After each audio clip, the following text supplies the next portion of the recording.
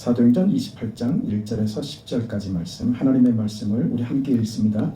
우리가 구조된 후에 안질 그 섬은 멜리데라 하더라. 비가 오고 날이 참해 원주민들이 우리에게 특별한 동정을 하여 불을 피워 우리를 다 영접하더라. 바울이 나무 한 묶음을 거두어 불에 넣으니 뜨거움으로 말미암아 독사가 나와 그 손을 물고 있는지라. 원주민들이 이 짐승이 그 손에 매달려 있음을 보고 서로 말하되 진실로 이 사람은 살인한 자로다. 바다에서는 구조를 받았으나 공의가 그를 살지 못하게 함이로다 하더니 바울이 그 짐승을 불에 떨어버리매 조금도 상함이 없더라. 그들은 그가 붙든지 혹은 갑자기 쓰러져 죽을 줄로 기다렸다가 오래 기다려도 그에게 아무 이상이 없음을 보고 돌이켜 생각하여 말하되 그를 신이라 하더라. 이 섬에서 가장 높은 사람 보블리오라 하는 이가 그 근처에 토지가 있는지라. 그가 우리를 영접하여 사흘이나 친절히 머물게 하더니 보블리오의 부친이 열병과 이질에 걸려 누워있거늘 바울이 들어가서 기도하고 그에게 안수하여 낫게 하며 이러므로 성 가운데 다른 병든 사람들이 와서 고침을 받고 후한 예로 우리를 대접하고 떠날 때에 우리 쓸 것을 배에 실었더라. 아멘. 지금 바울은 그 죄수가 돼서 죄인의 몸으로 배에 그 몸을 싣고 지금 로마를 향하여 가고 있습니다. 바울의 말을 듣지 않은 결과 저들은 큰 풍랑을 만나고 그 폭풍 가운데서 저들은 그 절망할 수밖에 없었고 그 죽음을 준비할 수밖에 없었습니다. 바울의 말을 믿지 않다가 나중에 바울이 하는 말을 드디어 듣기 시작하고 바울이 말하는 대로 저들이 일사불란하게 행동하기 시작한 것이죠. 276명이나 되는 사람이 그 배 안에 있었는데 저들 모두의 생명이 지금 누구 손에? 바울 손에 있는 거예요. 바울 때문에 저들이 사는 겁니다. 참 기가 막히죠. 바울은 지금 죄수로 잡혀가고 있습니다. 아무도 그에게 관심을 가지지 않았고 바울이 하는 말을 정말 아무도 눈여겨서 보지도 않았고 마음에 담아두지도 않았습니다. 가볍게 무시했었죠. 그런데 지금 이 경우를 보니까 바울이 지금 이 배의 주인공이 돼 있는 경우가 지금 생긴 겁니다. 오늘 우리가 그 하나님의 자녀로 이 땅을 산다고 하는데 오늘 우리가 이 땅을 살면서 우리가 당하는 경우들이 이렇다는 것을 우리가 배워야 할 겁니다. 우리는 이런 취급, 이런 대접을 받으면서 살 겁니다. 그리고 살고 있고 정말 믿음으로 산다면 그 세상이 우리를 똑바로 그렇게 대접하지 않습니다. 그 억울한 일을 경하고 이런 일을 지금 맞닥뜨리죠. 그런데 세상이 그렇게 부대접하던 바울이 저들을 살리는 주인공이 되고 저들이 지금 바울의 한마디 한마디에 촉각을 세우고 그 귀를 기울이고 있는 이 기가 막힌 장면까지 지금 온 겁니다. 보세요. 잘 보면 지금 바울 덕분에 삽니다. 그리고 이 27장 내용에 가보면 저들이 그 폭풍이 그치지 않고 육지와 가까워지고 있다는 것을 그 칠흑 같은 어둠 속에서 어떻게 확인을 하냐면 그 줄을 던지죠. 바다에 무거운 줄을 달아서. 그래서 지금 이 바다의 깊이가 얼마나 되는지 확인하는 겁니다. 시간차를 둬서 계속 그 작업을 하니 점점 더 바닷물의 깊이가 얕아졌다는 것을 확인합니다. 이 배에 상선이었기 때문에 아마 이집트에서 나는 많은 곡물들이 실려 있었을 거예요. 우리 봤던 대로 이 곡물들을 바다에 다 버려버렸죠. 저들의 생명 같은 것들을 다 버렸습니다. 여기에 타 있는 많은 상인들, 그 사람들은 지금 이 상황에서 더 속수무책이죠. 잃어버린 손해가 이만저만이 아닙니다. 이때 그 배의 선원들은 물의 깊이가 낮아지는 것을 확인하고 도망가려고 했죠.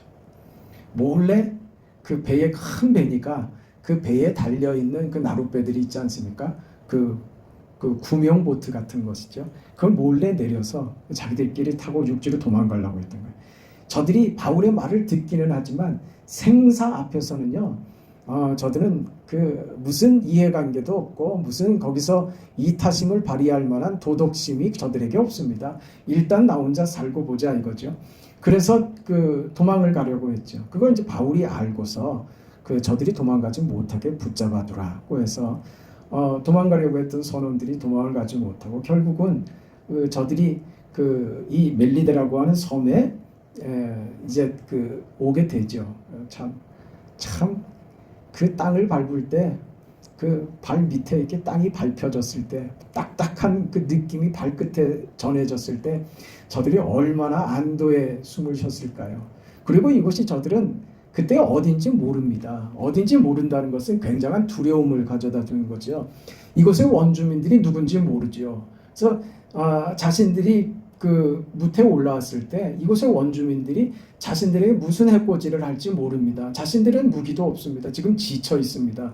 그 상황에서 무방비하게 속수무책으로 당할 수도 있단 말이죠. 그러니까 무태에 닿았다는 것이 큰 희망이고 저들에게 큰 안도가 되긴 했지만 여전히 불안감은 남아있단 말입니다.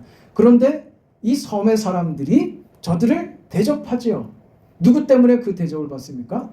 바울 때문에 대접을 받더라 이거예요. 그러니까 지금 그 배 안의 사람들 276명은 바울 때문에 생명도 건지고 바울 때문에 이 섬에서 안전도 보장받고 안전을 보장받을 뿐 아니라 융숭하게 대접까지 받죠. 그리고 다음 항해길을 떠날 때 저들에게 필요한 음식들을 또 제공받기까지 하는 이런 바울로 인하여 저들이 이런 대접을 받게 되는 이 경우를 지금 오늘 우리가 목도한 겁니다. 여기서 우리는 우리 인생이 한치 앞을 내다볼 수 없으며 그래서 우리는 세상적인 어떤 기준이나 가치나 목적에 따라 움직이면 이 알렉산드리아호에 승선했던 이 사람들이 만나는 풍랑처럼 세상은 저들을 속인다는 것만 확인한다는 것이죠. 그래서 세상을 사는 방식이 뭡니까? 세상을 사는 방식은요, 그걸로 다 끝이라는 걸 알아요. 평생을 벌어놓은 것 짊어지고 갈 수도 없다는 걸 압니다. 네? 늙고 그러면 이 입맛도 없어지고 젊어서 열심히 부지런히 살아서 나이 들어서 이제 행복하게 마음껏 누리며 살아야지. 그 생각한 그 순간에 이미 늦었다는 것만 발견하죠. 속는 거죠.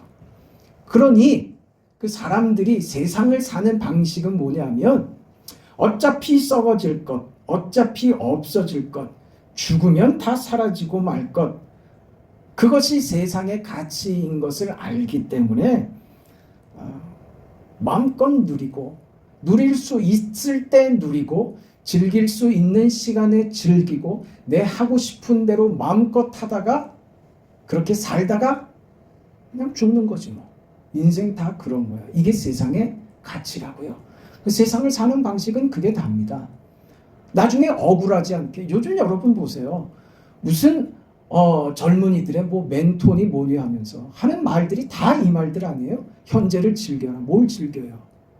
즐겨서요. 즐기면 내일이 보장이 돼요? 네, 열심히 일했으니 오늘 뭐 하라고요? 떠나라고요? 그런 무책임한 말들이 어디 있어요? 내일에 대한 어떤 기대도 내일에 대한 어떤 준비도 얘기하지 않습니다. 내일은 없는 겁니다. 내일은 죽는 거예요. 그러니 지금을 즐겨라. 이게 세상이 하는 말입니다. 지금 즐기지 않으면 나중에 후회한다 이거죠. 제가 억측입니까? 그렇죠. 세상이 그렇습니다. 이게 세상의 가치고 그래서 세상을 사는 사람들의 삶의 기준이고 모습들이고 방법들이고 그렇다는 거예요. 오늘 바울을 보자 말이에요. 바울은 죄수의 몸입니다. 지금 잡혀갑니다. 내일이 어떻게 될지 모릅니다. 정말 그 배 안에 있는 사람들은 희망을 안고 가다가 절망을 만났지만 바울은 아예 배에 탈 때부터 모든 사람이 보기에 참 저 사람은 인생을 어떻게 살았길래 얼마나 포항무도한 죄인이면 저렇게 결박하여 로마로 잡혀갈까 하는 그 모두가 다 불쌍한 사람으로 바울이 보였단 말입니다. 그런 바울이 지금 그의 인생에, 그의 항해길에 가장 편안하고 가장 당당하고 가장 힘 있는 사람으로 바울밖에 없었다는 것이죠. 이 다름이요. 이 다름. 그래서 이런 신앙인의 삶을 무슨 삶이라고 얘기하냐면 종말적인 삶이다. 종말적인 삶은 다시 말해서 내세적인 삶이다 하는 말이 됩니다. 이 말을 우리가 자칫 오해하면 우리는 천국 가서의 삶이 진짜고 이 땅에서의 삶은 어차피 썩어 없어질 것, 이 땅에서의 삶은 아무것도 아니다 하면서 염세주의로 빠지거나 아니면 현실을 도피하는 것으로 신앙을 이해하는 그릇된 오해들이 있단 말이에요. 그래서 예수 믿어서 처음에 좋으니까 그 은혜 받으면 좋아가지고 그냥 매일 기도원에만 가서 살고 싶어 하는 거죠. 그건 올바른 믿음이 아닙니다. 현실을 사는 거예요. 지금을 사는 겁니다. 내세적 삶이다, 종말적 삶이다 라고 하는 것은 현실을 무시하고 지금을 도피하는 것으로가 아니라 지금이 내세가 있기 때문에 종말이 있기 때문에 지금이 얼마나 귀한 줄 아는 거예요. 그래서 지금 우리가 장차 갈 저 세상을 위하여 오늘 지금 심는 거예요. 오늘 우리의 삶은 그래서 의미가 있는 거란 말입니다. 세상 사람들은요, 어차피 죽고 썩어 없어질 것 마음껏 누리고 즐기고 하고 싶은 것 다 하다가 가자. 이게 세상 사람들의 삶의 방식이라면 오늘 우리는 지금이 중요하다고, 지금이 중요해서 그렇게 허비할 수 없어. 나는 지금을 당신처럼 그렇게 지금을 즐기는 것으로 그렇게 현재를 무시하거나 그렇게 소비할 수 없어. 나는 세월을 아끼는 삶을 살고, 나는 지금이 너무 아까워. 내 인생의 현재가 너무 아까워. 나는 저 세상을 위해서 내가 갈 저 하나님의 나라, 저 천국에 가기 위하여 지금 내가 만들어야 될 것이 너무나도 많고 그 귀한 인생에 내가 지금 살아낼 인생의 그 가치와 그 풍성함들이 너무나도 많기 때문에 나는 지금 현재가 너무너무 내겐 중요해. 이렇게 가치가 생각이 달라지는 거예요. 여러분, 그래서 우리가 세상이 특별히 매스컴이 어떤 메시지처럼 카피라이트로 이렇게 막 던지는 한마디 말들 있잖아요. 그게 우리 영혼들을 얼마나 갉아먹는지 몰라요. 그 선전 광고 문구 하나가 우리 뇌리에 콱 박히죠. 네? 한마디만 하면 금방 다 기억이 나죠. 내용은 잘 기억이 안 나도 그 문구는 금방 기억이 납니다. 이게요, 우리 영을 좀 먹는다는 사실을 알아야 돼. 그래서 우리는 세상의 것에 자꾸 우리 자신을 노출시키면 안 돼요. 칼빈이 어떤 이야기를 했냐면, 음악은 우리 영혼의 사상과 이념을 깔때기로 주입시키는 것과 같다 그랬어요. 이 멜로디의 그 강력한 그 힘이 그 정서와 그 안에 전달하고자 하는 그 내용들, 그걸 우리 속에 그 무차별적으로 부어 놓는 거예요. 그래서 맨날 그 가요만 들으면 사랑 타령이 나는 거예요. 내 인생 타령이나 된다고요. 그게 우리를 건강하게 만들지 않아요. 정말 그렇습니다.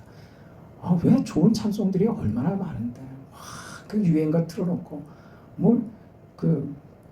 그게 우리를 잘하게 하지 않습니다.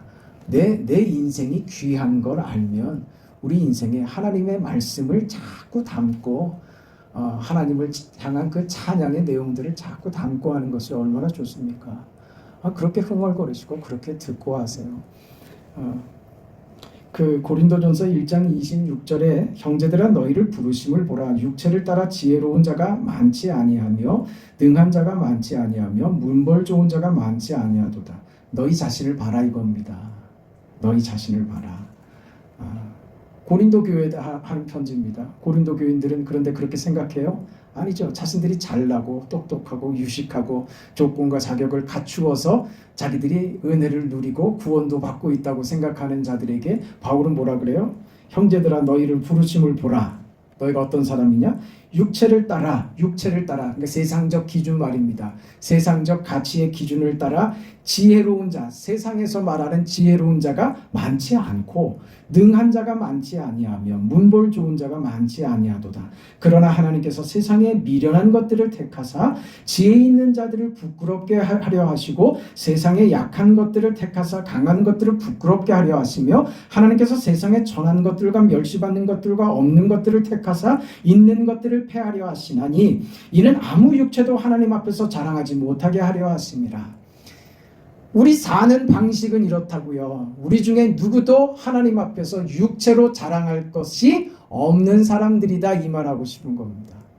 우리는 하나님 앞에서 자랑할 것이 없습니다. 자랑할 내 육체로 사는 자가 아무도 없습니다. 우리는 못나고 미련하고 자격이 없지만 하나님께서 우리를 택하신 이유가, 우리를 세우신 이유가 뭐냐? 미련한 나를 통해서 지혜로운 자를 부끄럽게 만들려고. 가난하고 병들고 못 가진 나를 하나님께서 은혜로 세우셔서 세상에 가진 자와 건강하다고 자기를 자랑하는 인생들이 그것이 얼마나 부끄러운 결과를 가지고 오는가를 확인함으로써 세상에 가치 있는 것으로 사는 자들이 얼마나 무가치하며 절망적이며 얼마나 무익한가 하는 것을 알게 하시려고 오늘 우리가 택함 받은 이유가 어디 있다고요? 모자람에 있다. 그렇게 믿습니까? 우리가 은혜를 받으면 제일 먼저 깨닫는 게 그거예요. 하나님, 내가 뭐라고 나에게 은혜를 베푸십니까? 이 못난 사람에게 왜 주님께서 은혜를 베푸십니까? 이게 우리 첫 번째 그 눈물의 고백으로 나오죠. 그럴 수밖에 없죠. 그런 겁니다. 그러니 우리는 이 가치를 가지고 살라고 하는 것이에요. 우리는 하나님의 나라, 저 세상을 위하여 오늘 지금 현재를 만들고 있는 사람들입니다. 이 이해가 없으면 우리는 불만이에요. 자꾸 그리고 따진다고요. 뭐라고요? 하나님, 내가 믿음을 가지고 내가 믿음으로 사는데 왜 내 인생은 왜 이렇습니까? 내가 예수 믿는데 나는 왜 이렇습니까? 이 불평이 터져 나온단 말입니다. 이건 우리가 하나님에 대한 지식이 없는, 하나님에 대해서 무지하기 때문에 가지고 온 오해의 결과입니다. 하나님은 우리를 왜 내 인생을 이 모양 이 꼬라지로 만드셨어요? 라고 생각하는 바로 우리의 그 지점에서 은혜를 주고 계신다는 사실을 우리가 놓친다고요. 그게 은혜라는 걸 자꾸 놓친다고요. 만약에 하나님께서 내가 잘나고 내가 똑똑하고 부요하고 내가 지식이 많고 가진 것이 많고 내가 남들 보기에 정말 잘나서 그래서 부러울 게 없는 인생이었다면 내가 이 자리에 앉아 있었을까?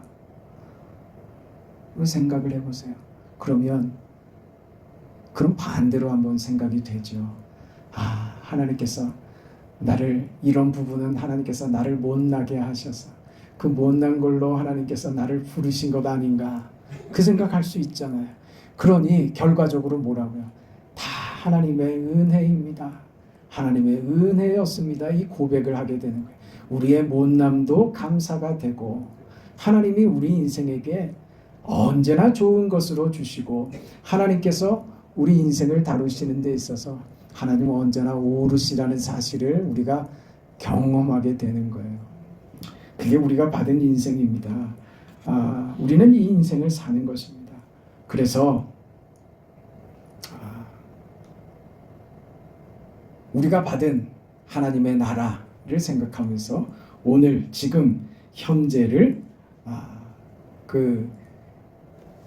우리가 갈 저 세상을 목적하고 지금을 살아낼 그런 인생을 받았다는 것을 이해해야지 되고, 그리고 그것은 다른 말로 내가 죽으면 갈 나라로서만이 아니라 내가 죽어서 갈 저 나라, 하나님의 나라, 저 천국은 지금 내게 허락된 저 하나님의 나라, 저 하나님의 천국은, 천성은 지금 현실에서, 지금 내가 살아가는 오늘 이 자리 현재 현실에서 내가 경험하고 맛보고 이루는 삶이 된다고 하는 것을 이해해야 되는 것이에요.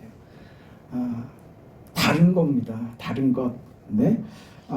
우리는 하나님께 속한 인생이며 하나님께서 우리 인생을 붙잡고 선하게 복되게 하셔서 우리 안에 이루실 그 구원을 구체적으로 죽어 천국에 가서 이루어지는 것만으로가 아니라 구원한 우리 인생들이 이 땅에서도 하나님의 자녀로서 천국의 삶을 누리도록 요구하시고, 그렇게 우리 인생이 현재가 지금이 복되도록 허락하셨으며 그런 자격을 우리에게 부여하셨고, 그리고 그렇게 살아갈 수 있는 인생이 되도록 능력과 힘과 은혜를 부여하신다는 사실을 알자 이거죠.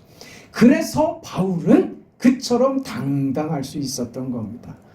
나뭇가지를 들어서 불 속에 던졌는데 불을 피우려고 하던 그 바울의 행위에 나뭇가지 속에 숨어 있었던 독사가 그의 팔을 물지만 모두들 기겁하고 깜짝 놀라는데 정작 뱀에 물린 바울은요 아무렇지도 않아요.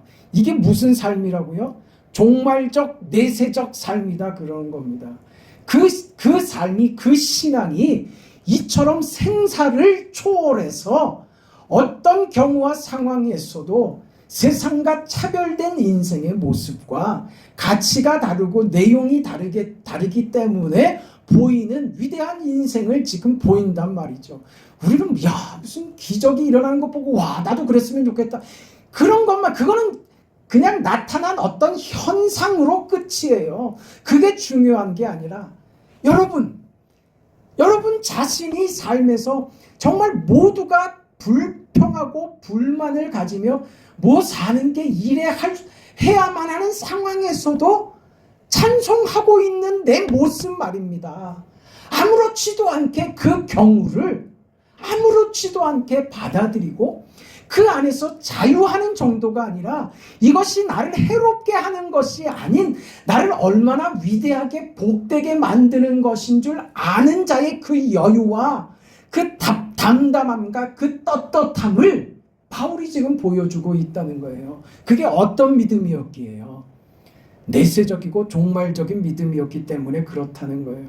오늘 우리가 지금 현재를 살지만 지금 현재가 목적이 돼서 사는 삶은, 현실은요, 그 현실이 목적이 돼서 사는 사람은 그 사람의 미래, 그 미래는 뭐예요? 썩어지는 거죠. 그 사람의 미래, 썩어지는, 저주받는 사탄의 것이 되는 지옥의 저주가 오늘을 육체로 사는 자의 그 육체적 삶의 그 육체가 썩는 것으로 결말난다, 그 말입니다. 근데 오늘 우리가 손해보는 것 같고 미련한 것 같지만 하나님을 목적하고 천국의 소망을 가지고 내세적이며 종말적인 신앙으로 사는 오늘 우리에게는 그것이 망하는 길인 것 같고 손해보는 길인 것 같지만 그 길이 영광이요, 그 길이 내세를 준비하는, 천국을 준비하는 오늘 지금의 우리의 천국이다, 이것을 보게 한다는 것입니다. 그래서 우리를 성경이 뭐라고 합니까? 우리는 하나님 나라의 왕같은 제사장들이라고요. 우리는 그 인생을 산다고 하는 겁니다. 그러니까 우리는 나 하나를 위한 삶이 아니에요. 이걸 마음에 우리가 새겨야 합니다. 나는 나 혼자를 위해서 존재하는 자가 아닙니다. 그럼 무엇으로 서 있느냐? 하나님의 나라를 대표하는 자로 내가 서 있다는 것을 이해해야 됩니다. 왕 같은 제사장으로 말입니다. 아이들이 철없을 때는요, 엄마가 없었으면 차라리 좋겠다. 부모 없는 아이가 부러워질 때가 있어요. 너는 참 좋겠다. 때리는 아빠도 없고 혼내는 엄마도 없고. 우리 엄마는 가끔 가다 보면 마비할 몸 같아. 우리 아빠는 그렇게 나를 미워하는지 몰라. 차라리 부모가 없었으면 좋겠어. 그냥 미련할 때, 어릴 때 가지는 생각이죠. 그럼 모르는 거예요. 그 부모가 그에게 잔소리를 하고 매를 들고 하는 것은 그것이 그를 잘 되게 하고 이 아이에게 복이 되고 이 아이에게 좋은 결과를 주는 것을 알기 때문에 그렇게 할 수밖에 없는 그 부모의 마음, 그 사랑을 이해 못하는 거죠. 그러니 어린 거죠. 오늘 우리가 하나님 앞에서 차라리 하나님 좀 날 좀 간섭하지 않고 그냥 내버려 두시면 안 돼요. 우리가 꼭 그러는 사람처럼 행동할 때가 있단 말입니다. 그게 무슨 말이에요? 하나님 좀 날 내버려 두셔서 내가 알아서 그냥 내 마음대로 좀 살게 좀 내버려 두세요. 좀 내 마음에 좀 가책이 생기고 하나님 앞에서 마음이 찜찜하게 이런 거 좀 없애버리고 마음껏 죄짓고 살다가 언제 하나님이 날 아는 척하면 돼요? 죽기 전에. 그때만 딱 와서 그때 나를 아는 척 해주세요. 그때 좀 아는 척 해주시고 오늘은 좀 모르는 척 해주세요. 그게 우리라니까요. 이 못난 아이처럼 말입니다. 이 이해 아시겠습니까? 우리가 종말적으로 내세적으로 그 신앙을 가지고 살아야 한다는 것은 바로 그겁니다. 오늘 우리는 이 인생을 허락받은 거예요. 우리는 나 혼자만을 위한 삶이 아닙니다. 나 혼자를 위한 삶이 아니고 우리가 살아가는 오늘 지금을 사는 우리의 삶은 주님께서 우리 하나님께서 우리의 생애와 하나님의 명예를 같이 결부시킨 삶이라는 것을 이해하셔야 돼요. 하나님과 별개로의 삶이 아니라 하나님이 내 인생에 당신을 걸었다고요. 올인했단 말입니다. 네? 전부를 베팅하셨어요. 어떻게 해요? 아들을 죽이셨잖아요. 나에게 하나님은 전부를 주시면서 내가 너를 붙잡는다. 나는 너를 포기하지 않는다. 같이 가자. 하나가 되어 같이 하자. 예수께서 성부 하나님과 하나이신 것처럼 성부 성자 성령 하나님이 하나이신 것처럼 오늘 우리가 하나님과 하나 되게 하옵소서. 그 인생이요. 그 인생 하나님과 결부된 인생을 허락받았다 이겁니다. 그러니까 우리가 지금 믿음으로 사는 이 인생은 책임을 말하기 이전에 뭐라고요? 명예를 받았다 그 말입니다. 하나님이 그렇게 우리 인생을 대접하고 있다 그 말입니다. 내 인생을 하나님과 결부시켜 놓은 그겁니다. 그래서 오늘 우리는 그 인생을요 자랑하는 인생 말입니다. 네? 하나님이 나의 자랑이 되고 하나님은 내가 하나님의 자랑이 되고 기쁨이 되고 영광이 되는 그 인생을 오늘 우리가 받았다 그 말입니다. 그래서요 오늘 우리가 사는 지금 우리 교회 안에서 우리 서로는요 서로를 자랑하는 거예요. 서로를. 네? 서로를 뭐 하라고요? 자랑해 주세요. 우리 장로님은 얼마나 멋진지 몰라. 우리 권사님은 얼마나 인품이 좋은지 몰라. 우리 집사님은 세상에 그런 사람이 없어. 서로 그렇게 좋은 말 하라고. 좋은 말 하는 게 사실 어렵습니다. 쉽지 않죠. 뒤에서 남 욕하고 흉보는 건 참 재밌습니다. 시간 가는 줄 모르고 한 2박 3일도 할 수 있어요. 근데 좋은 말 하는 거는요 몇 마디 하고 나면 할 말이 떨어져. 금방 할 말이. 그거 연습해야 된다 그 말입니다. 왜 흉보는 말은 왜 2박 3일도 해요? 늘 하던 거니까. 습관이 돼 있으니까. 그러니까 좋은 말 하는 것이 우리의 습관이 돼야 돼요. 자꾸 찾아서 좋은 말 하세요. 칭찬하라 이 말입니다. 하나님이 나의 자랑이 되고 하나님께서 나를 자랑스러워하는 것처럼 오늘 우리도 우리 서로를 자랑하는 사람들. 그게 교회, 건강한 교회란 말이에요. 이게 참 중요해요. 오늘 우리 남서울교회에서 그 집사님이 그 아들을 데리고 오셨어요.